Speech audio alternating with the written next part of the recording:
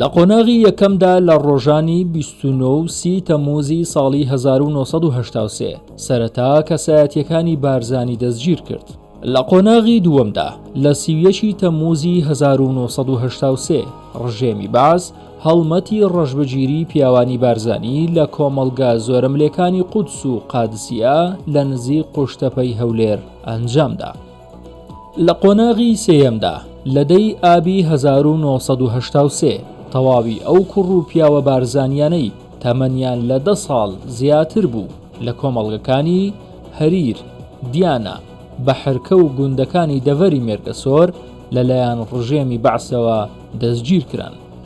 ڕۆژی 31 تەمموز کە بە یەکەم ڕۆژی پرۆسەی گواستنەوەی بارزانیەکان بۆ بیابانی بۆسەیە لە باشووری عێراق دادەنرێت وەکو ڕۆژی دەستپێکردنی پرۆسەی ئەنفالی بارزانیەکان دیاری کراوە کە تێیدا 8,000 کوڕ و پیاوی بارزانی زیندە بەچاڵ کران.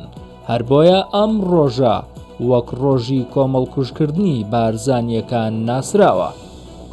لە پاش ڕووخانی ڕژێمی بەعسی عێراق لە ساڵی 2004ەوە حکوومەتی هەرێمی کوردستان پرۆسەی گەڕان و پشکنین بۆ دۆزینەوەی گۆڕە بە کۆمەڵەکانی دەست پێ کرد. لە ساڵی 2005دا بۆ یەکەم جار 503 ڕووفاتی بارزانی ئەنفالکراوەکان گەڕێندرانەوە کوردستان.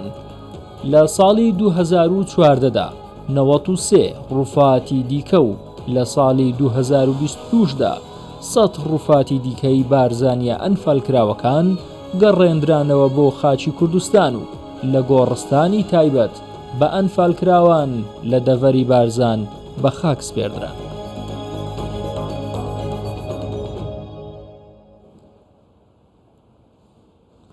عێراق وڵاتی گۆڕە بە کۆمەڵەکانە بە درێژایی 100 ساڵی ڕابردوو لەگەڵ حکوومەتێک لە دوایەکەکانی عێراقدا کوردستان و ناوچەکانی دیکەی عێراق پڕە لە گۆڕی بە کۆمەڵ کە بەشێکیان هەڵدراونەتەوە بەشێکیان تا ئێستا نەدۆزراونەتەوە.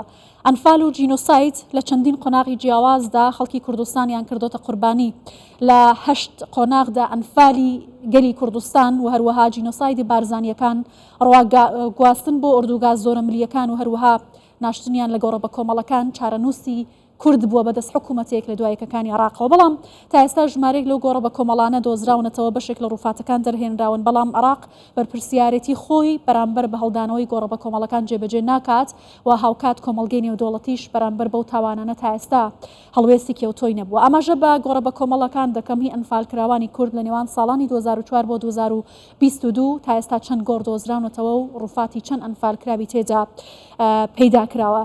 لە نێوان ساڵانی 2004 بۆ 2022 تا ئێستا 56 گۆڕی بە کۆمەڵ دۆزراونەتەوە دەستنیشان کراون لە بەشە جیاوازەکانی عێراق بە تایبەتی بیابانەکانی عێراق کە کوردی بۆ ئەوەی ڕاگوێزراوە یا لەوێ لە گۆڕە بە کۆمەڵەکاندا کۆمەڵ کوش کراون. تیایدا 3530 ئەنفالکراوی کورد تەرمەکانیان دۆزراوەت یا ڕووفاتەکانیان دۆزراوەتەوە. لە ساڵی 2004 یەکەم قۆناغ دەستی پێکرد 4 گۆڕی بە کۆمەڵ لە سەماوە و مووسڵ دۆزرانەوە کە 346 ڕووفاتی ئەنفالکرا و لەو گۆڕەدا هەڵدرانەوە دۆزرانەوە. لە ساڵی 2005 بە هەمان شێوە لە سەماوە یەک گۆڕی بە کۆمەڵ دۆزراوە. تەنیا لەو گۆڕە بە کۆمەڵەدا 503 ڕووفاتی کوردی ئەنفالکراوی تێدا دۆزرایەوە. لە ساڵی 2007 بە هەمان شێوە لە 4 قڕنە و پشتەر گۆڕێکی بە کۆمەڵ دۆزرایەوە. لەو گۆڕەدا 12 ڕووفاتی کوردی ئەنفالکراوی تێدا بوو و ئەم قۆناغانە هەر بەردەوام بوو. لە ساڵانی دوایشدا هەوڵەکانی حکوومەتی یاریمی کوردستان بۆ دۆزینەوەی گۆڕە بە کۆمەڵەکان و هەڵدانەوەی گۆڕەکان و هێنانەوەی ڕووفاتەکان هەر بەردەوام بووە. لە 2008 لە نەجەف 2 گۆڕی بە کۆمەڵ دۆزرانەوە کە 187 ڕووفاتی ئەنفالکراوی کوردی تێدا بوو. لەو کەسانەی کە لەو گۆڕە بە کۆمەڵانەدا کۆمەڵ کوش کرابوون و بینەهێنی شاردرابوونەوە لەو بیابانانە و لەو شوێنانەی کە حکوومەتی ئەو کاتی عێراق بۆ ڕاگواستنی کورد لەو ناوچانە دەستنیشانی کردبوو. لە ساڵی 2010 33 گۆڕی بە کۆمەڵ لە ئامێدی لە چەمچەماڵ لە دووبز و ئەمبار دۆزرانەوە کەەوە ژمارێکی ڕووفاتی ئەنفالکراوی کوردی تێدا بوو. لە 2011 لە دیوانیە 6 گۆڕی بە کۆمەڵ دۆزرانەوە 730 ڕووفاتی ئەنفالکراوی کورد لە گۆڕەکانی دیوانیەدا بوون لە گۆڕە بە کۆمەڵەکاندا. لە ساڵی 2002 کە پرۆسەیەکی گرنگی دەستی پێکرد بە تایبەتی لە حەمرین یەک گۆڕی بە کۆمەڵ دۆزرایەوە 158 ڕووفاتیان فالکراوی کوردە ئەو گۆڕە بە کۆمەڵەدا دۆزرایەوە و لە 2013 بە هەمان شێوە لە سەماوە 4 گۆڕی دیکە دۆزرانەوە کە 138 ڕووفاتیان فالکراوی تێدا بوو. بیابانەکانی سەماوەیەکێک لەو بیابانانە بوون کە زۆرترین گۆڕی بە کۆمەڵی کوردی تێدا بوو، بە تایبەتی ئەو کوردانەی کە لە ناوچەکانی خۆیان ڕادەگوێزران و لەوێ کۆمەڵکوژ دەکران لە بیابانەکانی سەماوە گۆڕەکانیان دەشاردرانەوە دواتر توانرا بەشێکیان پیدا بکرێت و بەشێکیان هێشتا نەدۆزراونەتەوە. لە 2014 لە قۆرەت و خانەقەین 2 گۆڕی بە کۆمەڵ دۆزرانەوە 21 ڕووفاتی کوردیان فالکراوی تێدا بوو. لە 2019 لە سەماوە جارێکی دیکە گۆڕێکی دیکەی بە کۆمەڵ دۆزرایەوە 171 ڕووفاتی ئەنفالکراوانی کوردی تێدا بوو. لە 2022 بە تایبەتی ساڵی ڕابردوو لە سەماوە جارێکی دیکە گۆڕێکی بە کۆمەڵ دۆزرایەوە 100 ڕووفاتی کوردیان فالکرا و لە بیابانەکانی سەماوە لەنێ ئەو گۆڕە بە کۆمەڵەدا دۆزرانەوە کەمەش توانرا بە هەوڵەکانی حکوومەتی هەرێمی کوردستان بێت بۆی کە بتوانن ئەو ڕووفاتانە بگەڕێنەوە بۆ ناوچەکانی خۆیان و گۆڕە بە کۆمەڵەکان لە هەرکوێ هەن دەستنیشانیان بکەن.